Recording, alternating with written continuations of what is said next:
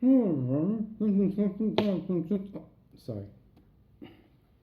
Sorry about that. I'm practicing my, social distancing anyway. Hello, everybody. This is Jeffrey Daniel here.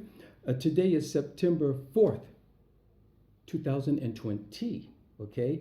And there's some things I'd like to talk about. And first of all, I'd like to say hello to everybody again. And thank you very much for all of you who gave me some replies to my previous posts that I've made. And I appreciate all of your input and your replies and your show of gratitude. And I really appreciate you. Okay. I appreciate you very much. And as you guys know, I try to respond to everybody, even if I just put a like or what do they call it, emoji or something there. But I try to respond to everybody at some point. And I've been very busy lately, so keeping up with everything. So anyway, I think it's time for us to get ready for the big showdown. That's what's happening now. We got to get ready for the big showdown. This is it. This is it. Okay? This is the big showdown. Either you're riding with Biden or you're stumped with Trump. We only got two options now. Either you're riding with Joe Biden or you're stumped with Trump. That's it. Now, the thing about Trump, and as I want to say this before I begin, I am not here to bash Trump. I'm not here to bash Republicans. I'm not here to bash Democrats. If you're a Republican and you support Trump, that is your right to choose who you want to support. If you're a Democrat and you choose to support Biden, that is your constitutional God-given right to vote for the person of your choice. I'm not here to bash, and I don't think we should turn this into bashing, party bashing. I think collectively it's supposed to be Americans, right? So regardless to which party wins the election, but that party is now going to govern the country. Supposed to be. That's the way it's supposed to be, okay? So anyway, I just want to address the big showdown that's coming down because having said that, the Trump administration has succeeded in acutely racially dividing the country. Now, of course, Trump did not create racism.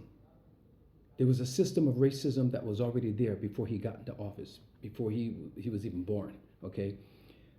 But what he has done was he has allowed this thing to come to the forefront. And I'll tell you why. I'll explain to you why, okay? You see, it's gotten to the point that if you are a Republican, that means that you're an extreme left racist. And if you're a Democrat, that means you're an extreme right building, burning terrorist. This is what the climate that he's helped create, okay? And this is what Americans are dealing with now. I think for the first time since maybe the Civil War, Democrats and Republicans have been this against each other, showing this much aggression against each other. And these are very unprecedented times, especially going through this pandemic that everyone's trying to get through, going through this whole thing about the economy coming down and people beginning to get evicted and people trying to find out how they're just going to survive, jobs lost, companies gone bankrupt. This is what we're dealing with. So I'm going to tell you why this has happened and why I'm saying Trump has allowed this to happen. And I'm going to tell you, these are his receipts, okay? Trump's receipts are, he has vehemently refused to make any presidential consolatory addresses to the nation concerning, number one, the presence and imminent threat of white extremist organization. He doesn't really acknowledge them except that, they're good people. Well, they support me. I'm happy. It's a good thing for me. That's what he says about extremist organizations. You guys heard him. This is what he's saying, okay? Now, his silence on behalf of what they represent and what they are is helping to embolden them to continue in coming out and being what they're meant to be. Extreme hate and racist groups. Now, I'm not putting this on all Republicans. I'm not saying Republicans are that. That's the stigma that's going along with being Republican. That's the popular stigma, okay? But no, I'm not putting that on Republicans. Of course, Republicans aren't just racist because you're a Republican, unless you're a racist Republican, okay? And unless you belong to a racist group, unless you insist on flying a defunct Confederate flag that has been defeated since the Civil War, okay? Number two, he totally ignores the core impetus behind the anti-racist, the anti-hate, and the anti-police brutality protests. He doesn't address why they're doing this. He doesn't acknowledge why they're doing it. What he just does is says that he will deploy firm military disciplinary action and attack against those protesters to make sure that they are arrested and subdued. That's what he does. And he's calling them terrorists. He's calling the protester terrorists. Now, the last time I checked, we all have the constitutional right, right? We have the constitutional right to protest. That's in the First Amendment. We have the right to speak out. That's in the First Amendment, according to the Constitution. But according to Trump, you're a terrorist. And we also know that the people who are doing a lot of the burning and the rioting, they're not part of the initial protests. These are people infiltrating the protests. Who put them there? Whose agenda is this? You see? So there are multiple things going on in the undercurrent of what's going on, okay? So we're going to find that out too. So number three, the reason why I say that Trump is the reason for the climate that's going on today, okay? He insists on spewing inflammatory and derogatory terms aimed at his political opponents, celebrities, and news reporters. The enemy of the state. This is what he's calling people who are reporting, doing their best to give you the objective and unbiased news, or news that goes against his grain, are exposing what he's doing, calling him out for what he's doing. They are now the enemy of the people, the enemy of the state. As I said before, when the President of the United States comes out and calls someone an enemy of the people, an enemy of the state, these are acts of war. This is like insinuating that we're in a battle. And this is what he's saying to his supporters, that we're in a battle with these news reporters. We're in a battle with these politicians who speak out against me. We're in a battle against these celebrities who have something negative to say about me. This is the climate that Trump has gone out of his way to establish. And this is what America is dealing with. And that's why this coming election, even it's starting now, between now and the election, things are going to happen that you guys got to brace for it and be ready for it, because this is going to be some tough times coming ahead. You think it's tough from the pandemic and what we've been going through up until now? I'm not wishing this, I'm not hoping it happens, but I'm observing and I can see what's formulating, what's getting ready to happen, what it's leading to, this crescendo that we're moving to, this political and social crescendo that we're moving towards. You guys, so be prepared for that, okay? Now, I tried to divulge some very sensitive information concerning the mental state of the president. If you guys go back, I think a month or so, or a couple of months ago, I tried to divulge some information for you guys on the state of the mental state of our president. I told you back then that he suffers from solipsism. He is solipsistic. Now, solipsistic, okay? And he's suffering from solipsism. Now, this is a word I've never heard spoken before, but I found this word, okay? When you're suffering from solipsism and when you're so solipsistic, if you guys think that he's a narcissist, which means very egocentric, no, it's worse than being a narcissist. You guys look up this word, solipsistic and solipsism. This is what Trump is suffering from. And let me tell you what it means, okay? it means that when you're suffering from solipsism, that means knowledge of anything outside of one's own mind is unsure. Now think about this. Anything outside of one's own mind, they're unsure of that. They cannot perceive it. They won't accept it.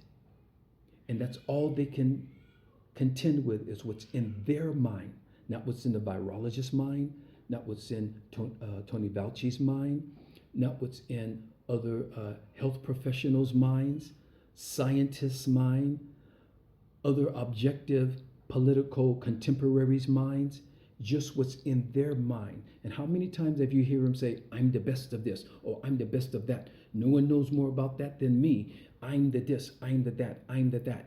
And this is the thinking of the man who's at the helm of the President of the United States of America, which they used to consider the leader of the free world, which America has recently lost that slot as the leader of the free world because he's gone out of his way to disregard the friendship that we had with the UK, with France, with Germany, with the usual allies, Canada, Mexico.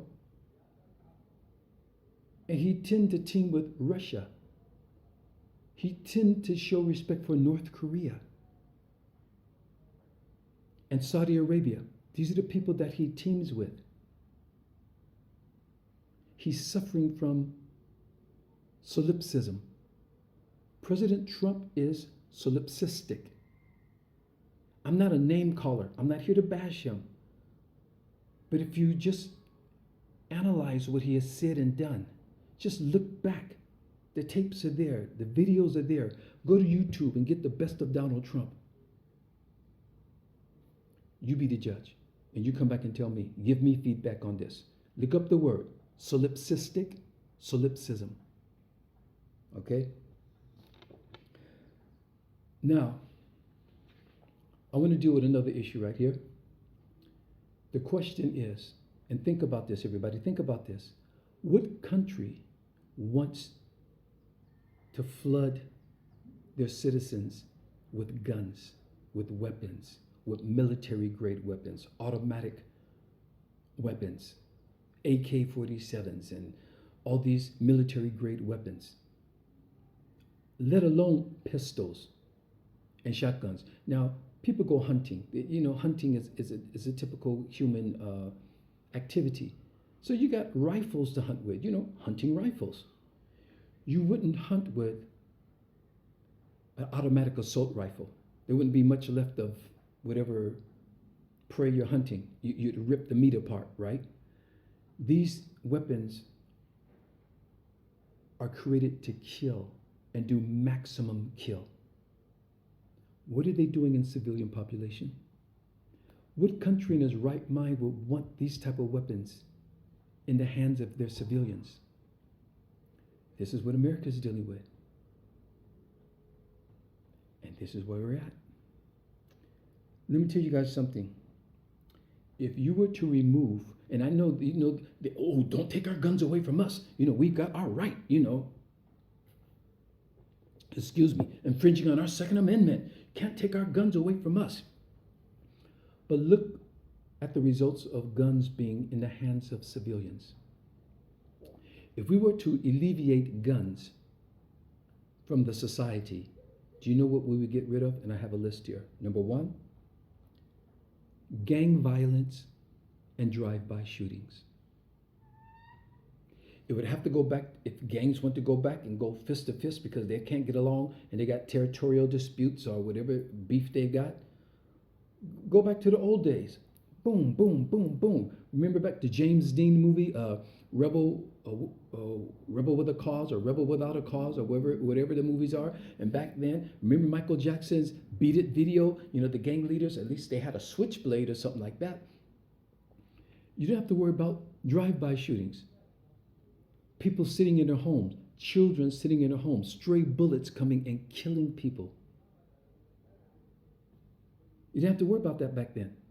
But now that guns are in the hands of everyone, do you think that gang members go to some military shooting range and learn how to shoot accurately. No. In fact, these guys are like shooting sideways and stuff. Boom, boom, boom, boom. You see them in the videos and in the movie stuff. They're holding the gun sideways, like throwing the bullets. And these bullets are going everywhere. And they're killing innocent people who have nothing to do with it. But if we took guns off the streets and made sure that civilians didn't have guns, like here in Africa, like in Japan, like in the UK and all these other civilized countries, you would not have to worry about this. Okay? Number 2, armed robberies would be greatly reduced. You wouldn't have somebody just pulling up in your local 7-Eleven, pulling up in your local bank. You wouldn't have people pulling up into any places where people are having money and robbing people. You wouldn't have people jumping out of cars and robbing people. You wouldn't have home invasions of people robbing people because they would not have guns. Guns would be outlawed for citizens. I know some of you, oh no, don't take my gun from me. You won't take our gun. But look at what it's leading to. Come on, you guys, look at the big picture. Look at what it's leading to. Number 3, domestic gun violence. If there's not a gun sitting up in a closet, and let's say a couple has a disagreement, and the woman wants to leave, or the man wants to leave, nobody's going to be reaching for a gun to stop them. Also, look at the death of children who find the guns laying around the house, or teenagers who find the gun, and wow, this is the gun, and before you know it, boom, it goes off, and somebody's dead. How many times have we heard these stories? Come on, this is nothing new to us. But if guns weren't in the homes the way they are, we wouldn't have these accidents. And we wouldn't have domestic gun violence. Is this resonating? Is this making sense to you all? Okay. Number 4, it would alleviate public mass shootings. There wouldn't have been a Columbine. There wouldn't have been the postal shootings going in the post office. There wouldn't have been people walking into places of worship, synagogues. There wouldn't be people walking into churches and shooting people, going into a place of prayer.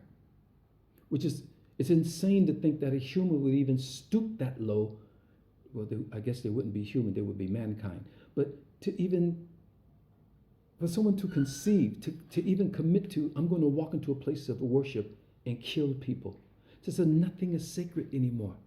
But all this would be alleviated if guns were taken away. Okay? What else would we have? You wouldn't have disgruntled employees walking to a place of employment and coming back and shooting the boss and killing the boss. How many times have we heard of this happening? Because we have multiple guns in our population. Number 5, our extreme hate and racial groups would not be armed. I guess they would just revert to burning crosses on your front lawn and dressing up in silly outfits trying to scare you. But those are the old days. They don't scare us no more, dressing up like Casper the Ghost or whatever. But they would not be armed. But if they were, then they would have to face the brunt of the law for possessing these weapons. Do you guys see what kind of world we would create in America if they were to take guns out of the population? Sweet sound of a baby crying. Okay. All right. So, come on, you guys. It doesn't take a genius to figure that out. That's why other countries have not allowed them into their society, because they care about their citizens. Speaking of, do you guys understand, and I said this in a couple of posts back too, the genesis of why America is a gun-carrying society? You understand why, right? The genesis of it is back in the days of slavery. Because the plantation owners and the slave owners were the minority and the slaves were the majority. And that was a very volatile situation to put themselves in. So they had to arm themselves to quell any type of revolt coming back from the slaves. Then to go out and catch runaway slaves, or slaves who were brave enough to revolt against the plantation owners. That's where it came from. When you became 18, they would deputize you and make you a slave catcher. And then the overseers of the plantation. That's why they needed guns in the society. And plus, they were warring with the Native Americans who were there when they got there, as they were stealing their land and expanding their territories across America. They were having these ever present conflicts with the native people and trying to keep the people who they enslaved in check.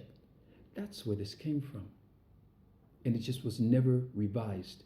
It was just carried over all the way into today's society, that they feel that they need to be armed for their protection. So what are they really thinking? Where's their mindset? That we still need to protect ourselves from those people in our society, from those people in our society. Well, if you didn't have a oppressive society, if you didn't have an unequal society, you wouldn't have to worry about things like that. I know everybody in society is not going to live in Beverly Hills. Everybody's not going to be rich. But at least if you allow people to have a decent life, you allow people the opportunity to make the best of what they can do, we wouldn't have such criminality in our society. You wouldn't be worried about your car being parked or worry about locking and putting bars on your windows at home and stuff, because people will be content with their lives. I was born in Aliso Village government projects. My mother was on welfare, and I was content with that because that's what I knew, and we were happy. We had love at home. You know, we had good Christmases, we had good Easters and Halloweens and birthdays, and I didn't know that was poverty. I remember seeing TV shows where other families would look more affluent, and I was like, wow, that's nice. It should be nice to live like that. But I didn't feel so oppressed and so disenfranchised that I felt like I had to go out and get it from them. I had to go get a gun and take it from them. And if you don't keep your society that oppressed, they won't feel so desperate that they have to take what they want if you allow them to earn and make what they want. So that's why guns are in our society, and that's why we're having all these gun problems.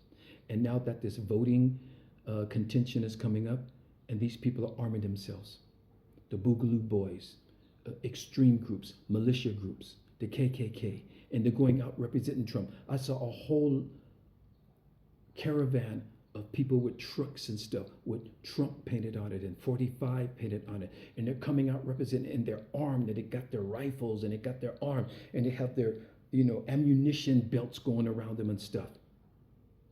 You're representing your political candidate armed to the teeth? What does that mean? We're ready to fight for him. If you're ready to fight for him with weapons, that means you're ready to kill for him. You guys, look what's happening. Look what it's brewing. Look what the crescendo is coming to. Look what the climax is coming to. If Trump loses this election, what are these people going to do? What are they prepared to do? If he wins or loses, what are these people prepared to do out in the streets with these weapons? This is the climate that this guy has created. Okay? On another note, and this is a very, very peculiar turn of events. After all the overwhelming show of support for the Black Lives Matter movement, for the George Floyd movement, the anti-police brutality and murdering movements that was going on globally around the world and across the country in all the states, the police are continuing to shoot and kill unarmed, innocent Black people. It has not stopped. You would think, in light of all that's been going on, and then they keep saying, oh, you just can't blame it on the police. You can't blame it on all the police. But no, we can't blame it on all the police, and we're not doing that. But it's not stopping. It's not stopping. It's continuing. I told you a few posts back. Nothing is going to stop that, and nothing is going to change until we get legislative law passed that states and enforces the fact that any officer of the law that's sworn to protect and serve its society that use excessive force on non-threatening, non-criminal, and unarmed citizens, that use lethal weapons against unarmed, uncriminal, and non-aggressive citizens, that they will be persecuted to the fullest extent of the law. Not just a paid leave or leave without pay or suspension. No, you get booked. You will be prosecuted, and you will be convicted. And the crime, your conviction will weigh with your crime. You're going to go stand on somebody's neck again? Death penalty, boom. Or life in jail. You want to shoot somebody in the back 7 times with a car full of kids? Because you say he was reaching for a knife? Reaching for the knife? Let's say he was reaching for the knife. You're a trained officer. You're trained to deal with dangerous situations. You just didn't get a badge and they just threw you out on the streets. You understand what to do. Let's say he was reaching for the knife. You had the opportunity to back up and say, put the weapon down. This is what they're trained to do. Okay? Let's say he did reach in his car for a knife, which there's no proof that he did because he never brought a knife out. Let's say he was reaching for a knife. And you back off. And you tell him to put the weapon down and he doesn't. Do you know how many places you can shoot a person without paralyzing or killing them? You can shoot them in the leg. Bullets hurt. They burn. At that point, the person would drop the weapon and fall to the ground. And you can arrest them. Case closed. 3 of his children are sitting in a car. You see the total disregard for the black lives that they have. It's like we're not really human to them, because you don't see them doing these things to non-black people. I don't think it would even enter his mind that, wait a minute, children are in this car. They see them as equal humans. So children are in this car, but their parent is getting belligerent with me, and I got to subdue this person. Let me use some pepper spray. Let me try to do something to get this guy under control, because we don't want to upset his children. I'm sure that's what they'd be thinking.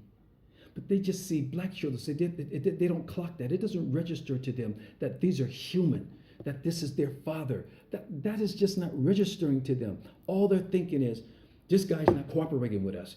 He's not obeying us. He's not getting on the ground long enough. He's not staying on the ground. He's not allowing us to cattle tie him. And he's trying to get back in his car. Grab him by the shirt.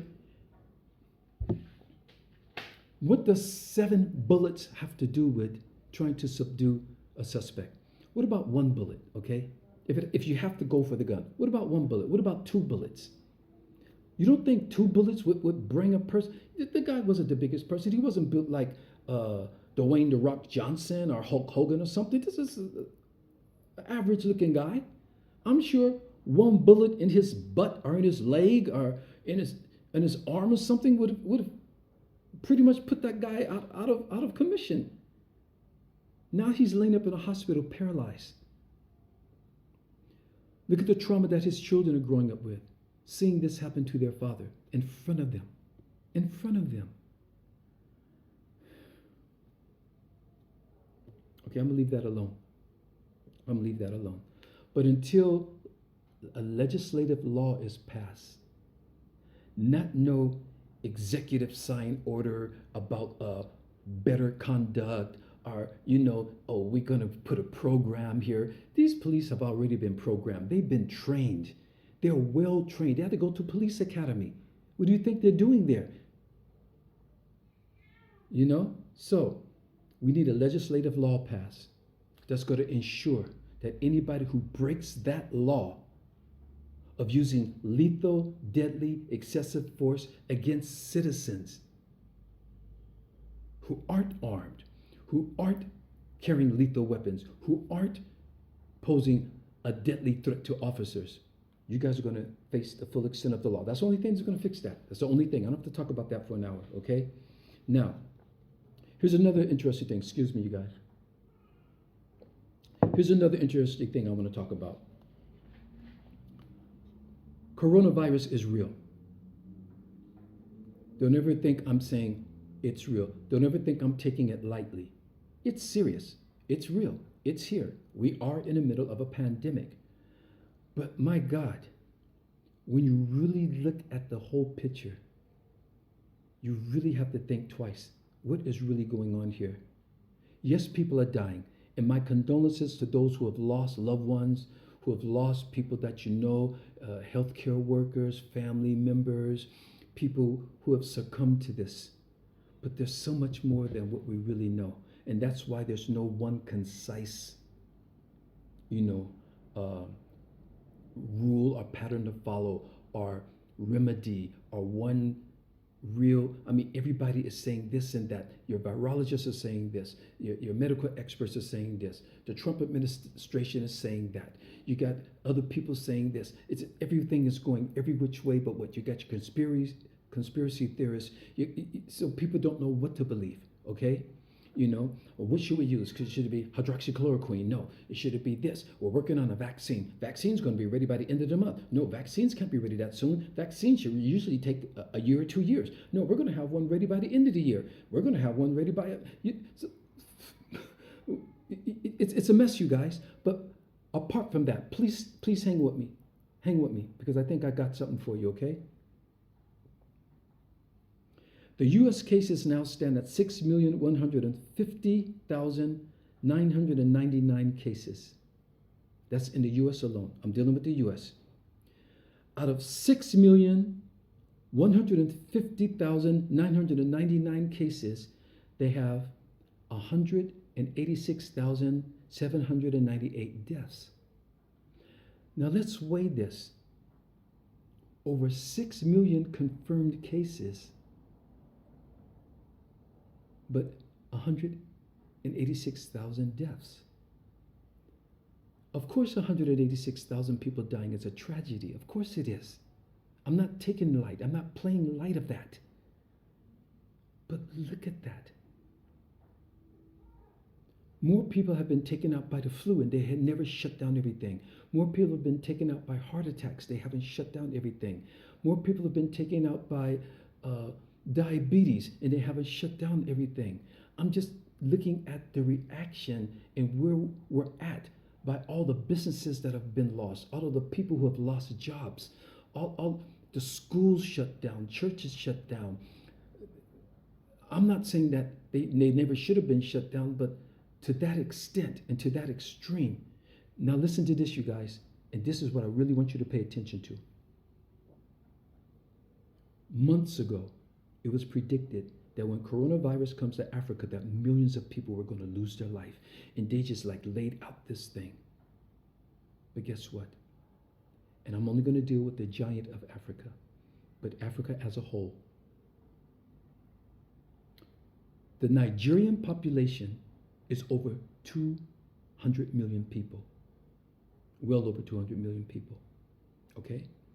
But the coronavirus confirmed cases in Nigeria is only 54,588. And this is the giant of Africa.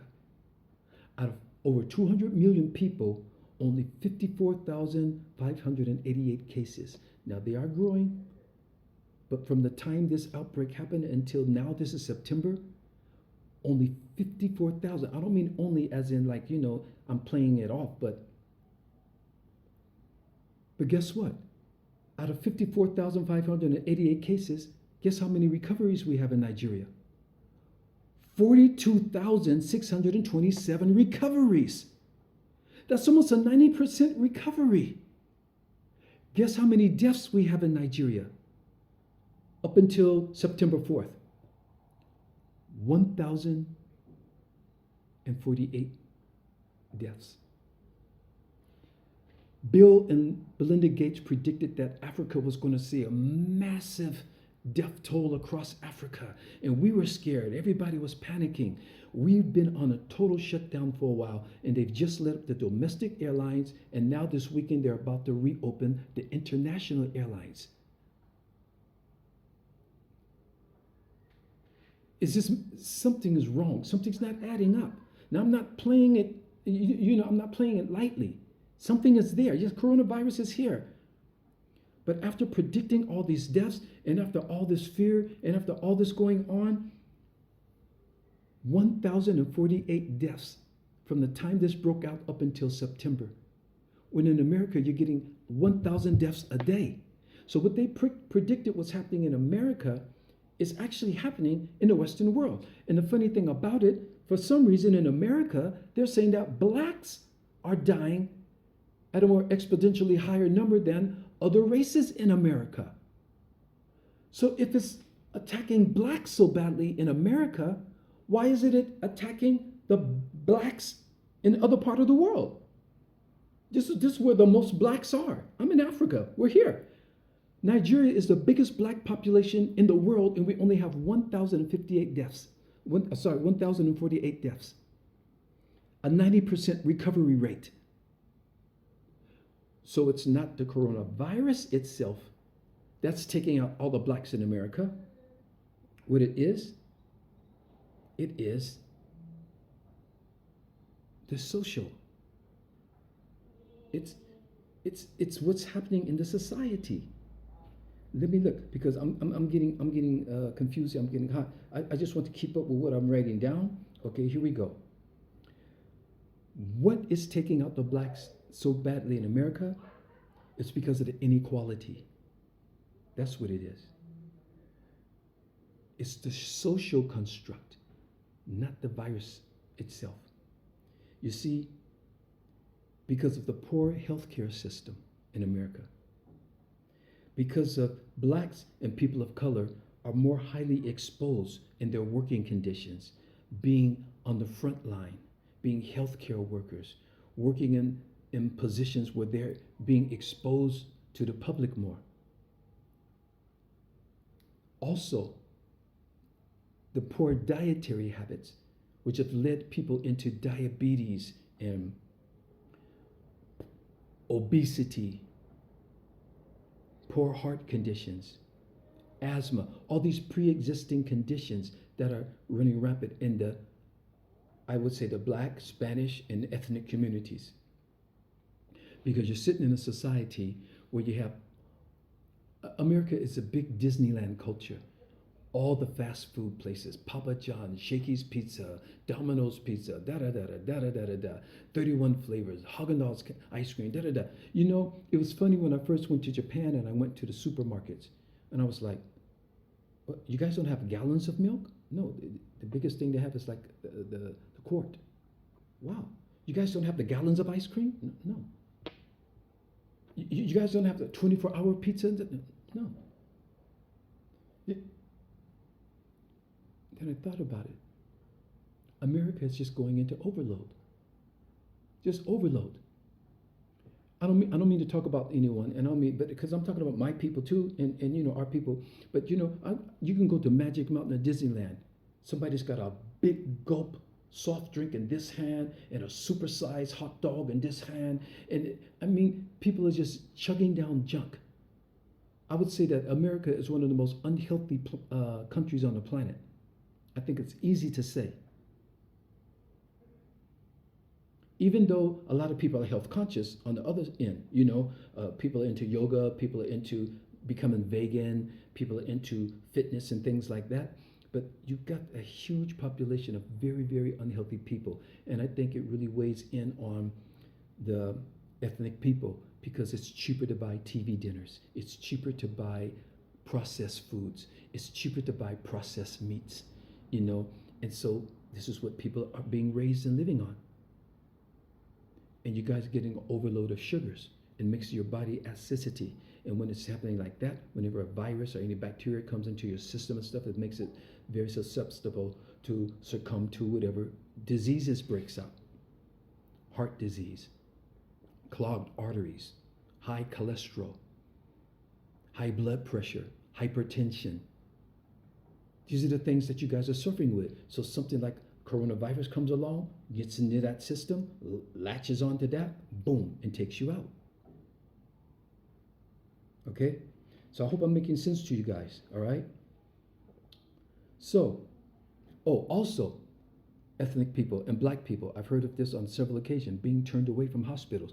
Oh, well, you're not suffering enough yet, so we're going to turn you away. And they wait until you're at home until it gets too bad. Then you come back and now you need to be put on a ventilator, or you come back and it's too late. This has happened to a lot of people. That's another thing that's been happening to people of color, being turned away from hospitals because you don't have adequate health care coverage.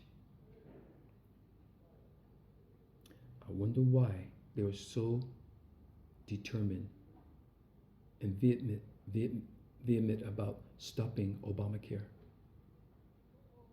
Was there a method to that madness?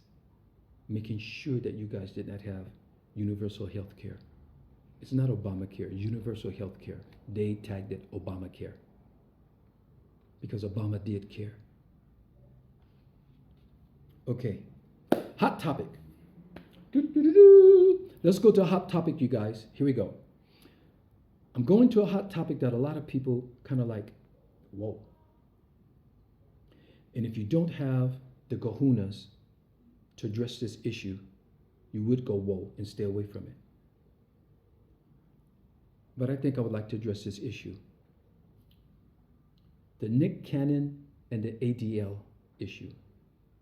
For those of you who don't know what ADL is, that's the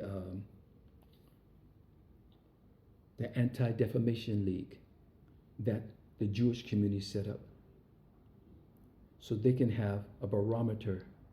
So if they feel that anyone is being anti-Semitic or offending them, then they will come after you. Anti-Defamation League, the ADL. Now, as I address this, I want to state something. I am not racist. I am not prejudiced. I wouldn't waste a moment of my life to stoop that low. I'm better than that. Anything I say is not meant to be racist against any group of people. And I know people all over the world from all nationalities and all cultures. So you can't come back and try to tag me as being anti-Semitic or a racist person. I'm just going to deal with facts. First of all, I'm not here to defend Nick Cannon. I've never met the brother.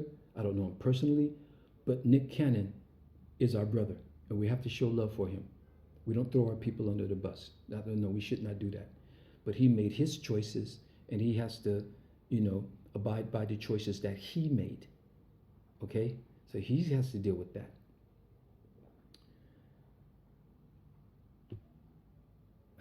I am not here to go after the Jewish community. What would I get out of that? What would that warrant me? I mean, who am I going after? I don't have any type of institution or anything set up to go after anybody. So this is not what this is about. What I want to talk about is the principle of the whole thing, and our constitutional rights. According to the American Constitution, we have a First Amendment, which affords us the freedom of speech. So if we are exercising our constitutional rights, and let's say something I might say might be inaccurate in expressing my constitutional right, as Nick Cannon did, as other people do. So if you are part of a certain racial group or part of a certain community or organization, this isn't just about the Jews, it's about anybody. If you're a part of an organization or group, and I say something about you that you may find inaccurate or offensive or, prejudice? Wouldn't it be to your better, standing to correct me? Or if you want to put something out there to counter what I said, to show the errors of what I have said, to prove that what I said was incorrect and inaccurate. I think that would settle it, wouldn't it? But what part of he said something that we don't agree with, so he no longer deserves to work anymore. You know what? He needs to be castrated from society. We need to take his money from him. His children don't need to eat no more, and we never need to hear from this brother. Isn't that reverse racism?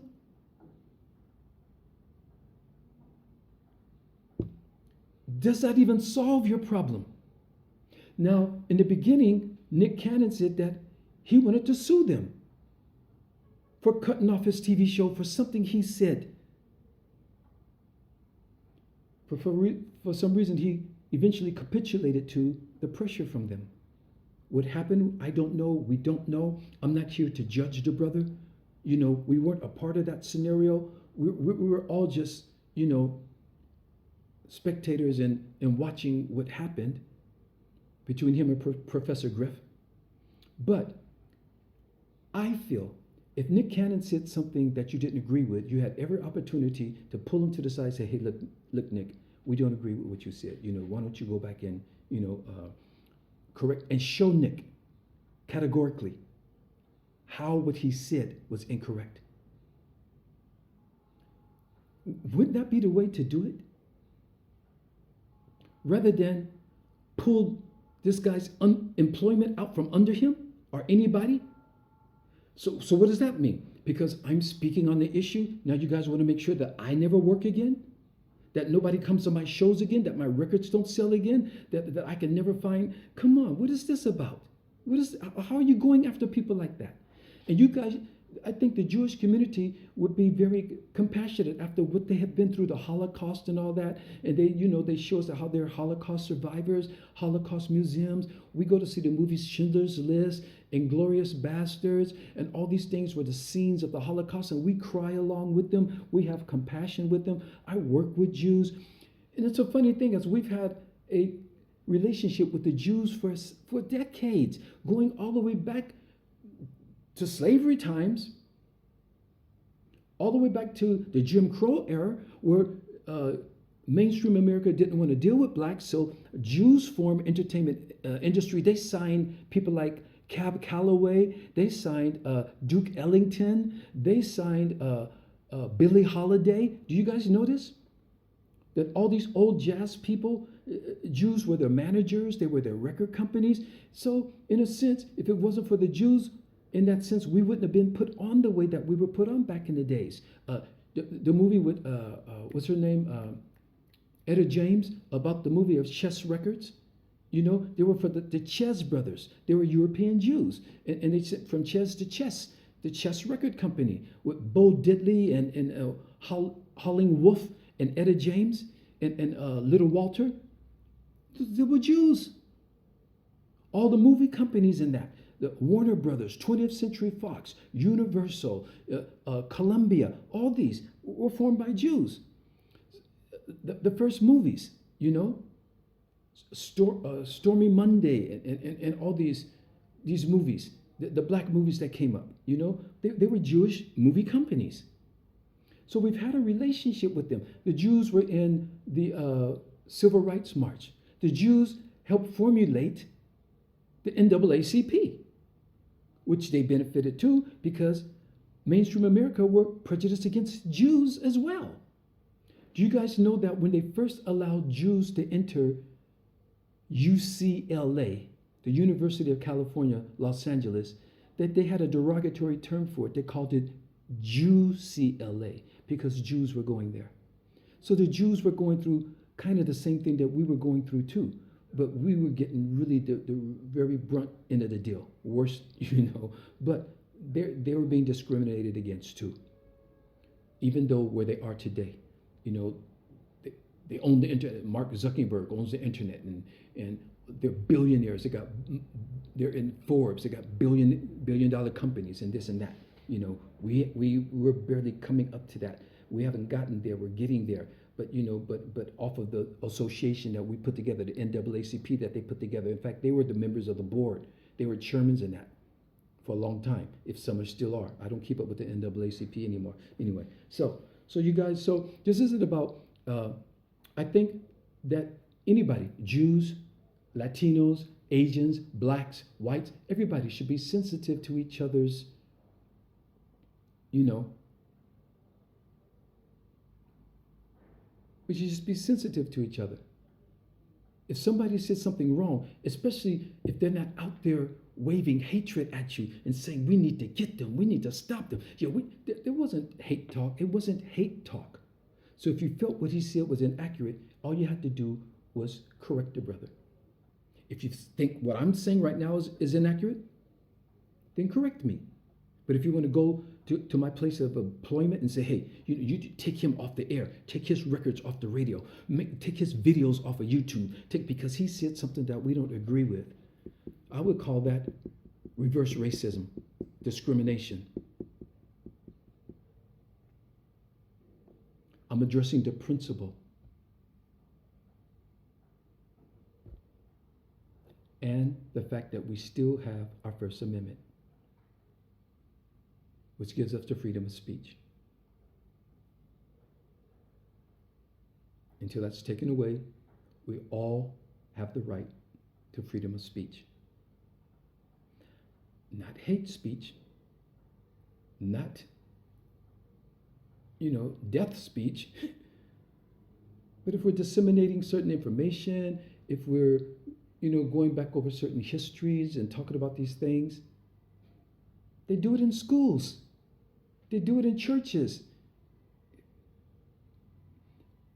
The only thing that really bothered me about that, and I have to say this, how does any race of people, I don't care if you're Jewish, if you're white, if you're Asian, if you're Latino, whatever, how does one race have the audacity to come to another race and tell them that you should not associate with one of your leaders who is putting his life on the line to speak out on your behalf? And that's the part of that interview that I just really couldn't swallow. For them to tell Nick Cannon that because you associate yourself with Louis Farrakhan, because Louis Farrakhan offends you. But this man is on the front line for our people.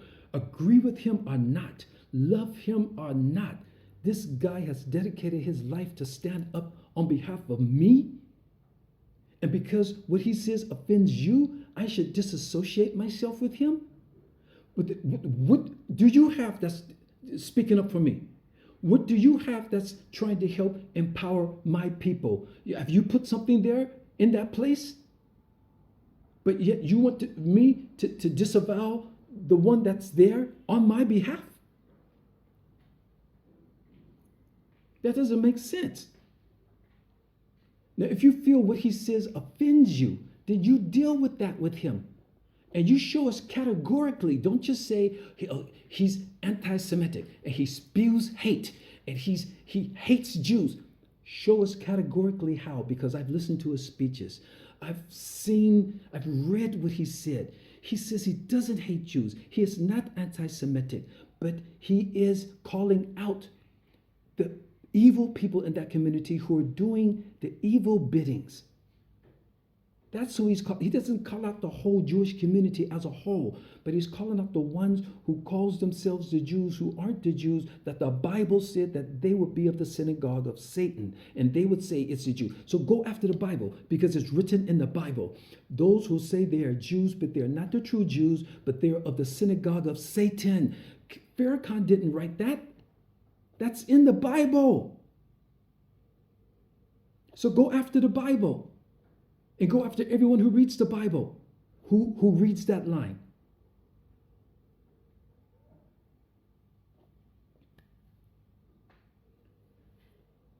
If I'm in a football game and I got a quarterback, or I don't know football that well. I guess the quarterback's the guy who throws the ball. Okay, so I got what do they call the guys up in the front who goes forward and knocks the people out of the way for you.